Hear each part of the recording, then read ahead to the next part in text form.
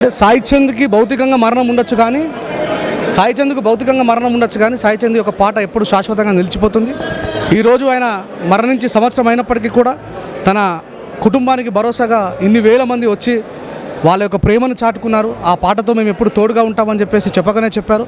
పలు రాజకీయ పార్టీ నాయకులు వచ్చినప్పటికీ కూడా ప్రజల యొక్క అద్భుతమైనటువంటి మనసుని చొరగొన్నటువంటి వ్యక్తి సాయి చంద్. ఆయనకు భౌతికంగా మామూలుగానే కళాకారులకి భౌతికంగా మరణం ఉంటుంది తప్ప వాళ్ళ పాటతో ఎప్పుడు జీవించి ఉంటారు.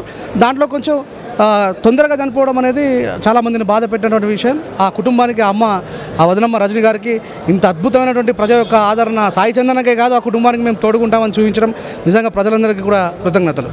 అంటే అంబేద్కర్ వాదాన్ని కూడా ఒకవైపు మోస్తూ అనేక వేదికలపైన మీరు కూడా ఇద్దరు కలిసి బాగా మర్చుకోవడం జరిగింది. ఎట్లా అనిపిస్తుంది ఆయన ఇంత చిన్న వయసులో మన మధ్య లేకపోవడం అనేది? ఇదైతే నిజంగా చాలా గౌరవం. ఎందుకంటే సాయి చంద్ తక్కువ టైంలోనే బాబాసాహెబ్ అంబేద్కర్ యొక్క సిద్ధాంతాన్ని చాలా నిక్షిప్తంగా రాస్తూ కులంకుశంగా చెప్పాలనుకున్న దాన్ని ఓపెన్గా చెప్పి ఈ సమాజంలో జరుగుతున్నటువంటి రుగ్మతల గురించి చాలా క్లియర్గా మాట్లాడినటువంటి వ్యక్తి.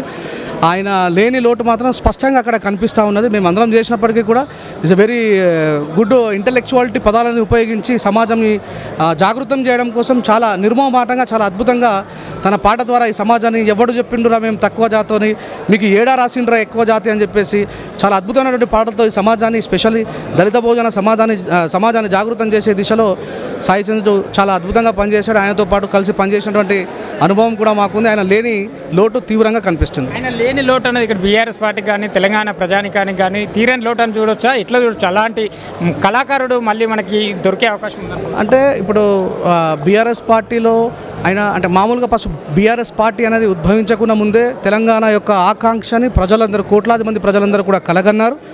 ఆ కలగని తెలంగాణ విముక్తి అయిన తర్వాత బీఆర్ఎస్ పార్టీ వచ్చింది. ఆయన ఫస్ట్ విప్లవకారుడిగా, తర్వాత తెలంగాణ విముక్తి కోసం పాటలు రాసి పాడిన వ్యక్తిగా, తర్వాత బీఆర్ఎస్ పార్టీలో వ్యక్తిగా, తర్వాత సభ్య సమాజం అంతా కూడా చూసి ఆలోచించే విధంగా నాన్న పాట కావచ్చు, ఇంకెన్నో పాటలు కావచ్చు, అద్భుతమైనటువంటి పాటలు రాసిన వ్యక్తి.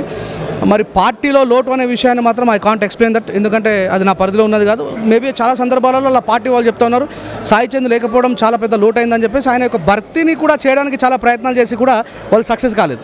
అంటే అన్న దగ్గర మీ అనుబంధం ఎట్లా ఉండేది? అన్నను గుర్తుకు చేసుకుని ఒక పాట అంటే సాయి చంద్ అనగానే ఎప్పుడు గుర్తొచ్చేది ఒక గొప్ప పాట. 2 పాటలు ఆయన ట్రేడ్ మార్క్ వేసుకునేది. ఒకటి నాన్న నాన్న నాన్న నీ మనసెంత మంచిదో నాన్న, నాన్న నాన్న నాన్న నీ ప్రేమెంత గొప్పదో నాన్న, మేము అమ్మ కడుపులో ఉన్నప్పుడు నువ్వు అమ్మ మనసు బాధ పెట్టలేదట, మేము భూమి మీద పడ్డవేలప్పుడు నువ్వు.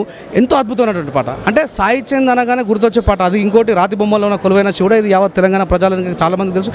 కాకపోతే నాన్న నాన్న అనేటువంటి పాట చాలామందికి సాయి చందే రాసి పాడిందనే విషయం చాలా తక్కువగా తెలుసు. ఆయన మరణం తర్వాత ఇంకా ఎక్కువగా ప్రజల్లోకి అది చొచ్చుకొని పోయింది. ఈ తరం కళాకారులకు మీరు ఏం చెప్తారన్న చివరిగా? ఒకటి, నమ్ముకున్న సిద్ధాంతం కోసం చివరి వరకు పోరాడితే మనకు మరణం ఉంటుందొచ్చు భౌతికంగా, కానీ మన పాటకి మరణం ఉండదు. నిజాయితీ వైపు, నీతి వైపు, పోరాటం వైపు కళాకారులందరూ నిలబడాలి. ప్రజల వైపున ఉండి, ప్రభుత్వానికి ప్రతిపక్షంగా ఉండి ప్రజలకు జరుగుతున్న అన్యాయాన్ని వివరించే దిశగా కళాకారులందరూ ఉండాలని మనస్ఫూర్తిగా కోరుకుంటున్నా. Thank you very much.